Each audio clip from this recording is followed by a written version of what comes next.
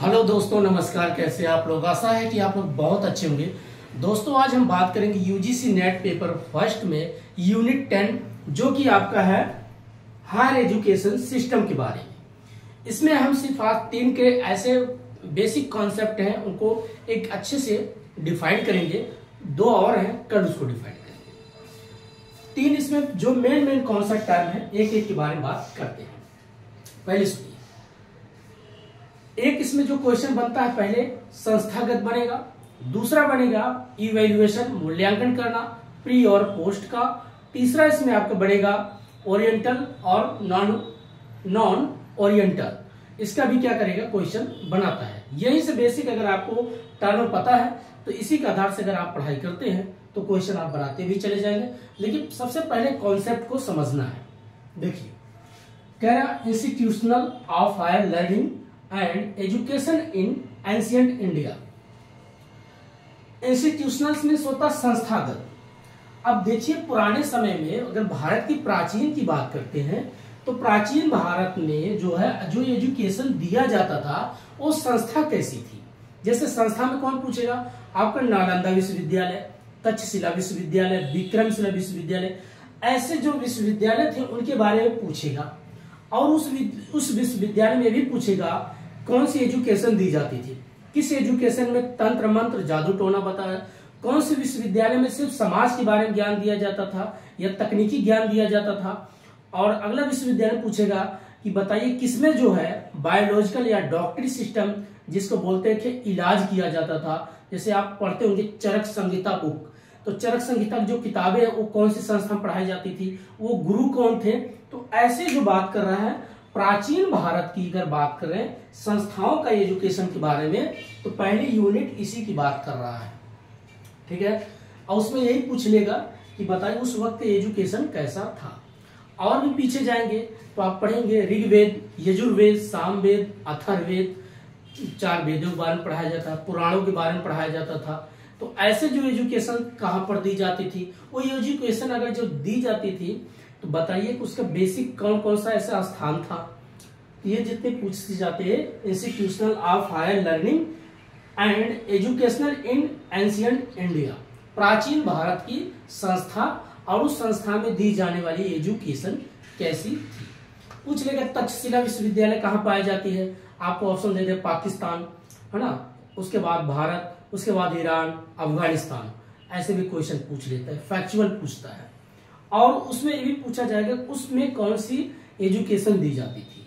ठीक है, नालंदा विश्वविद्यालय पूछ लेंगे कहाँ पर पाया जाता है ना, विक्रमशिला पूछ लेंगे कहाँ पर पाया जाता है। तो संस्थागत क्वेश्चन बनते हैं और संस्थागत में कौन से प्राचीन समय में एजुकेशन दी जाती थी। बस इतना ही समझना था। अगला इसमें देखिए evaluation of higher learning and research in post independence India. अब देखिए, इसमें मैंने बोला मूल्यांकन किया जा रहा है। किसका मूल्यांकन?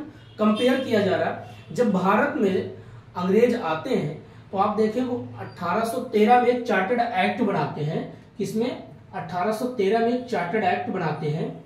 तो इस एक्ट को जो बोला जाता था, भारत में जो एजुकेशन पहली बार जो पॉलिसी लाई गई, वेस्टर्न एजुकेशन जब आया था, इसी के बारे में बात कर रहा है। और 1947 के बाद का जो एजुकेशन लाया गया ये होता है Hindustani education policy, Indian education policy. ये जो अंग्रेजों का पॉलिसी था जिसको बोलते हैं चार्टर्ड एक्ट लाया गया था, और ये जो इंडिया की एजुकेशन पॉलिसी स्वतंत्रता की बाद के एजुकेशन, इसी बोलते हैं पोस्ट इंडिपेंडेंस एजुकेशन, जो 1947 के बाद में भारत में जैसे आप पढ़े होंगे committee, Radha Krishna committee, Kothari committee, आज 1947 से 2020 तक का जितना आप पढ़ेंगे ये आपका पोस्ट इंडिपेंडेंस इंडिया का आपका एजुकेशन के बारे में बात करेगा। और 1947 से पहले और 1813 के बाद इसको बोलते हैं आपका अंग्रेजों का एजुकेशन, जिसमें ये आपका कौन आ रहा है, ये प्री आपको बोला जाता है, प्री एजुकेशन पॉलिसी, और इसको बोलते हैं पोस्ट। ठीक है दोस्तों, यही डिवाइड किया गया है। इसी दोनों के बीच का मूल्यांकन किया जाता है। अब मूल्यांकन कैसे, आप जब आपका देश आजाद हुआ है तो आप अपने देश में एजुकेशन पॉलिसी कैसे बनाया और एजुकेशन पॉलिसी कमेटी कमीशन कैसे आपके देश में अच्छा योगदान दिया। और जब अंग्रेजों का एजुकेशन पॉलिसी और कमेटी कमीशन था तो उस वक्त बताइए भारत में क्या इफेक्ट किया।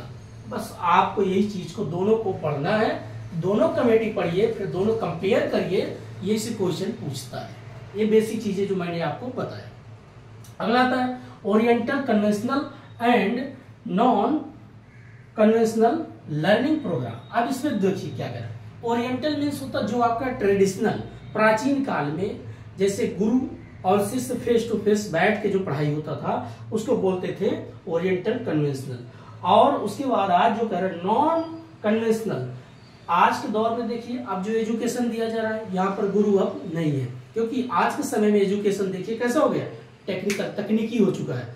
आप घर बैठे मोबाइल से, लैपटॉप से जो पढ़ाई करते हैं, या आप देखिए स्कूल में जाने की जरूरत नहीं, एडमिशन कराने घर बैठे एडमिशन करा लीजिए, आप पैसे दीजिए सब कुछ आपका हो जाएगा, सिर्फ जाइए पेपर दीजिए आपको सर्टिफिकेट भी मिल जाएगा। ओपन लर्निंग जिसको आप सुन रहे होंगे आजकल ज्यादातर चल रहा है, कि यही ये बात कर रहा है, ट्रेडिशनल एजुकेशन और आज का जो है ओपन लर्निंग एजुकेशन, इन दोनों के बारे में आपको पढ़ना है। ठीक है, ट्रेडिशनल मतलब पुराने समय का एजुकेशन और आज का प्रेजेंट टाइम का एजुकेशन। अब पुराना मतलब समझ जाइए कि ये भी एक ट्रेडिशनल में, जैसे प्राचीन समय में आप बात करिए, प्राचीन समय में जैसे गुरुकुल की बात अगर करें तो वहां कैसे एजुकेशन दिया जाता था, और आज के समय में एजुकेशन देखिए कैसे दिया जाता है। ट्रेडिशनल जब तक एजुकेशन था लोगों को जीवन जीने के बारे में बताया जाता था, जीवन क्या है, जीवन से कैसे मुक्ति पाया जाता है, और ट्रेडिशनल एजुकेशन होता था। आज का ओपन लर्निंग एजुकेशन जो बन चुका है, प्रोफेशनल और स्किल्ड एजुकेशन बन चुका है। सिर्फ अब जीवन से मुक्ति नहीं, अब जीवन में कैसे पैसे कमाया जाए, जीवन को कैसे लग्जरी लाइफ बनाया जाए, एक बढ़िया जीवन कैसे जिया जाए, आज का ये एजुकेशन हो गया। पहले का जीवन क्या है, जीवन से कैसे मुक्ति पाया जाए, इसको बोलते थे ट्रेडिशनल एजुकेशन। और आज का एजुकेशन जो ओपन लर्निंग है, घर बैठे सब कुछ आप पढ़ाई कर रहे हैं, उसका मेन मकसद हो चुका है पैसे कैसे कमाया जाए, बस इसके बारे में आपको पढ़ना है। तो भारत के एजुकेशन जब सिस्टम का आपको पढ़ना है तो आप पहले प्राचीन के बाद जब अंग्रेज आए, अंग्रेज जब यहाँ से गए तब का एजुकेशन, और जब से हमारा देश आजाद हुआ आज तक का जो कमेटी और कमीशन बन रहा तब का एजुकेशन। और ओरिएंटल मतलब है जो ट्रेडिशनल पहले चलती थी, अब जब ट्रेडिशनल अब खत्म हो रहा, ट्रेडिशनल कहाँ रहेगा, परंपरा कौन निभा रहा है। अब कौन पुराने जमाने में जाएगा, गुरुकुल में बैठेगा, पेड़ के नीचे बैठेगा, टीचर आके पढ़ाएगा, अब तो गुरु है नहीं। अब आजकल एजुकेशन कैसा हो गया, पूरा एक प्रोफेशनल हो गया, आप पैसा दीजिए तो गुरु आएगा, पढ़ाएगा, पैसा। आज के एजुकेशन मेन मोटिव है लर्निंग नहीं है, ओनली अर्निंग है। क्या हो गया, अर्निंग। लर्निंग पहले था, अब अर्निंग है। तो आज के एजुकेशन अगर है तो अर्निंग है, हम पढ़ाई करेंगे तो हमें पैसा कहाँ से मिलेगा, पैसा नहीं है जीवन कैसे निर्वाह करेंगे, तो ये बातें करता है। तो दोस्तों आज के इतना ही है, बाकी 2 और इसमें टॉपिक है, कल लेके आते हैं। तब तक के लिए नमस्कार, जय हिंद।